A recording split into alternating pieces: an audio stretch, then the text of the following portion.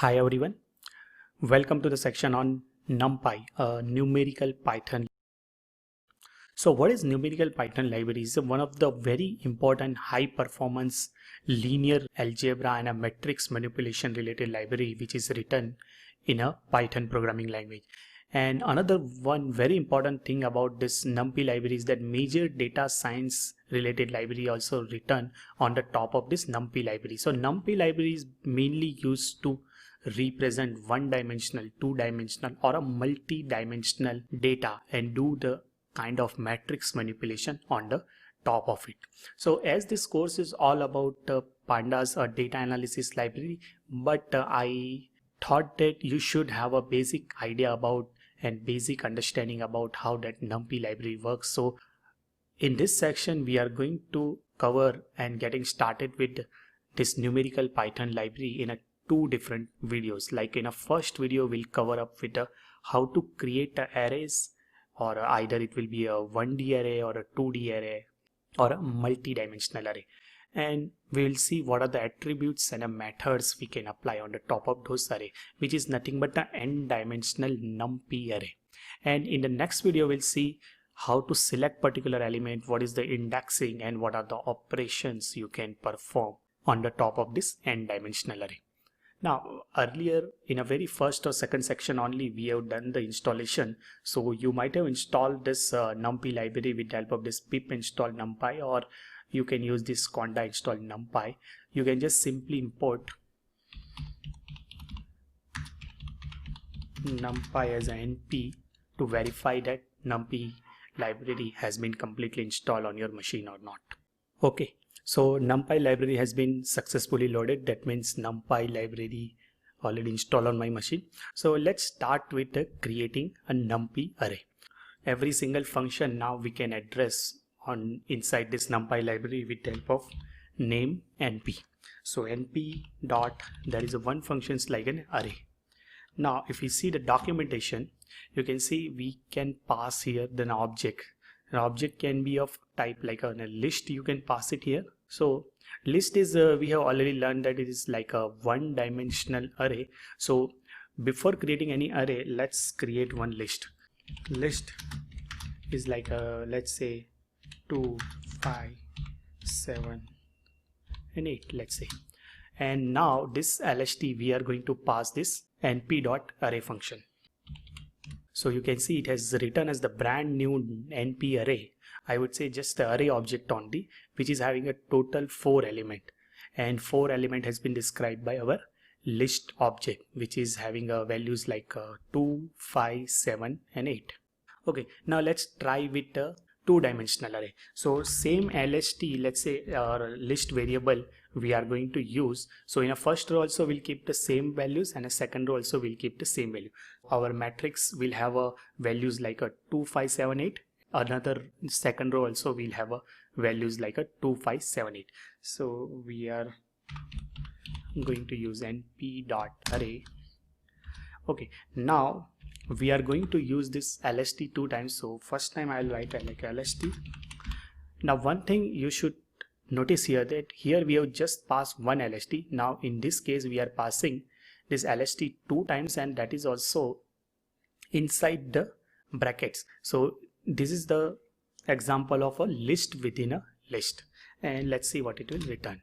So you can see it has written a two-dimensional array. So this is the first row and this is the second row. Now in our case this first row and second row both are same. You can change this another variable also. Okay, so let's create, rather than creating this list variable separately, let's create this two-dimensional array directly.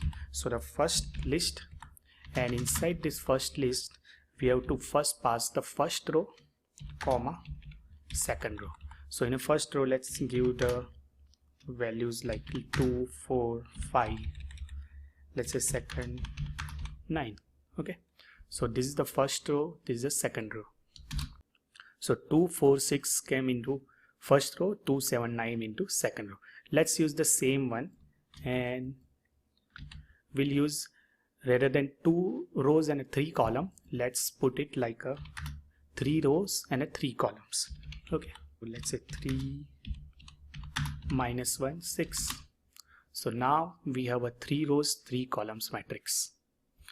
So generally we call it like a vector whenever there is a one dimensional associated with that, and whenever we have a 2 dimension we call it as a matrix. So generally, and most of the time we deal with a one dimensional and a 2 dimensional stuff, but when we have to deal with a video related data or some other dimension has been added, in that case we have to go for a multi-dimensional array creation. Okay, so this is where you can create this ND array. Now let's go with some special methods through which you can create this NumPy array. So we are going to use one method like I. Now this I method will create a diagonal matrix which is having all values 0 except only diagonal elements will be 1.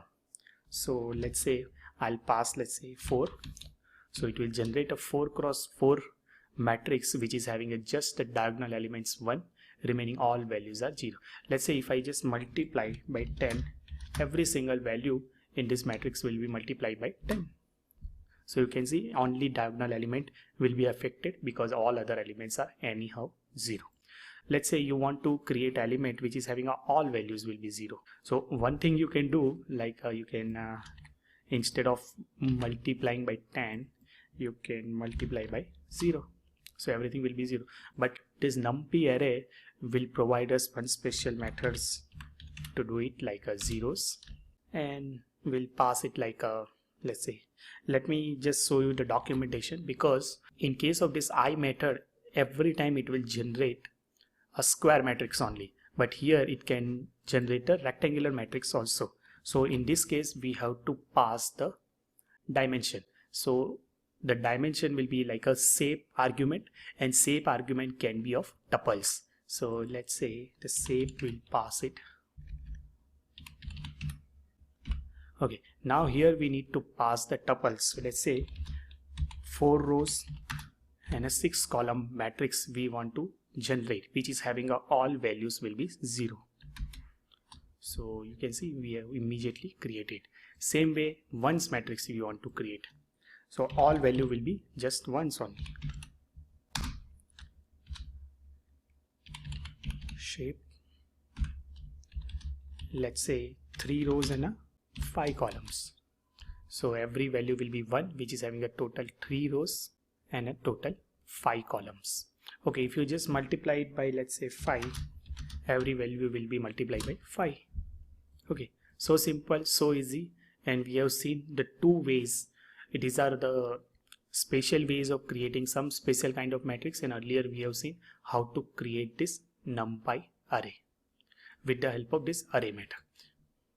Okay, now let's try with some other methods. So let's say we are going to use this arange method.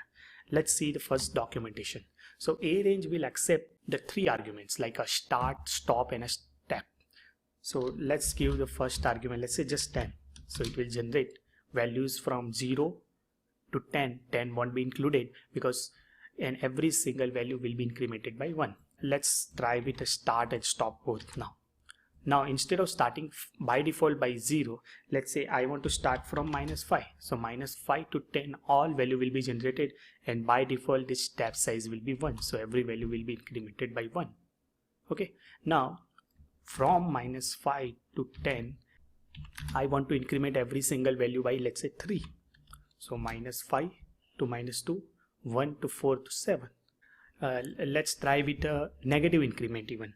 So from -5 to 10, let's try with 100 even here. So now we want to decrease. So from higher value to lower value sequence also we want to generate it, and in a step up, let's say -5. Okay, so 100, 95, 90, 85 till 15. So after 15 it will be a 10, and 10 won't be included because that's the upper limit. Okay, even though in this case the upper limit is lesser than our lower limits. So that is how you can generate a sequence, or I would say the NumPy array. Equivalent another method is also available, like a line space. So here we have given 3 arguments like a start, stop, and by how much you want to increment from start till the stop. Now in case of this line space, we have to give the same two argument like a start and stop. So let's say 0 to let's say 100. Let's try with 20 only. Okay, and between 0 to 20, in how many numbers you want to divide it. So let's say 0 to 20 you want to divide it into 20 numbers. So everything has been divided into 20 numbers. If I try to divide it into let's say 5 numbers, or 5 equally space area, so 0 to 5, 10 to 15 to 20. So the basic difference is that in this case the third argument says that by how much number you want to increment from one number of the sequence to the next number of the sequence, whereas in this case it says that between start value and end value how much partition or equally partitions you want to do it. Okay, let's try with some random module. Now let's try to generate data with a random module. So we have random modules are available inside this NumPy library, and inside this random module there are number of random functions. So let's say rand function we'll use, and let's see the documentation. So here you just need to pass the dimensions. So let's say I want to generate a matrix having a all random value whose dimension is let's say 2 cross 3, so total 2 rows and 3 columns. So random value it has generated.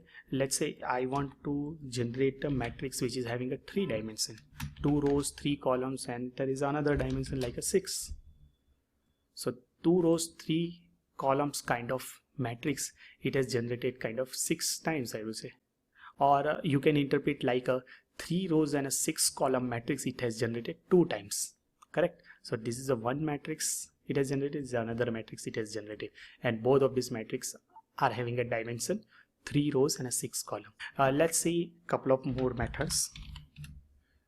So random, let's say rand. So this is going to generate a randomly distributed numbers. Same way we can pass it like let's say 4 rows 5 column. So these are all the data has been generated with the help of this normal distribution way. Let's try with another one. So there are a number of methods are there, like a rand int. Yeah, so let's say you want to generate some random integer between some start point and some ending point. So let's say between 10 to let's say 50. So randomly it has generated 20. Again if you just do 49, again if you just generate another number it is, but by default it will generate just one number. But let's say you want to generate a 5 number between 10 to 15. So you can see 5 different number it has generated. Another way, let's try one more time. Okay, so far so good. We have generated this NumPy array or n dimensional array with number of different methods available in this NumPy library. Now let's define one array and let us see that what different attributes and methods we can apply on the top of it. So let me define one matrix. So let's say this is matrix, and I'm just going to assign it to one variable, let's say mat. And if I just want to print it, it will return me the NP. Now let's say if I want to find the type of this mat variable, so it's like a numpy.nd array. So it's a numpy.n dimensional array kind of objects. If you want to find the size of this matrix or size of this array, so it's a 20 because there are total 20 values are present inside this array. Or you want to find the shape, so it has returned us the tuples. So tuple contains 4 and 5, which indicates that one is a rows value and one is a column value. So total 4 rows and a 5 column matrix. Now this matrix is of dimension 4 rows and a 5 column, but let's say you want to reshape this matrix into 2 rows and a 10 columns. So mat dot reshape 2 rows and a 10 column, because this 20 values you can accommodate in this 2 rows and a 10 column also. So now you can see, and you can just apply shape. So it has a dimension like a 2 rows and 10 column. But suppose if you try to reshape into some dimension, some value, let's say 3 cross 5, it will immediately throws the error that cannot reshape the array of size 20 into shape of 3 comma 5, which indicates that 20 value you cannot accommodate into 3 cross 5. Even if you do 3 cross 10, it will give the array, because our original matrix has a dimension 4 cross 5, which is having a total 20 value, and another dimension also should have a exactly same number of values, but in this case it's 30. So you cannot accommodate this 20 element into 30 element array. Or you want to, let's say, find the data type. So it's a float 64-bit kind of all objects reside inside this array, mat array. Okay, so these are some of the attributes and methods we have seen what we can apply on the top of this NumPy array, and we have seen number of different ways we have created this n-dimensional NumPy array. Now in the next video we will see about how to select particular element from this NumPy array, what is indexing in a NumPy array, and what are the operations we can perform with the NumPy array. Okay, so that's all about this video. See you into next video.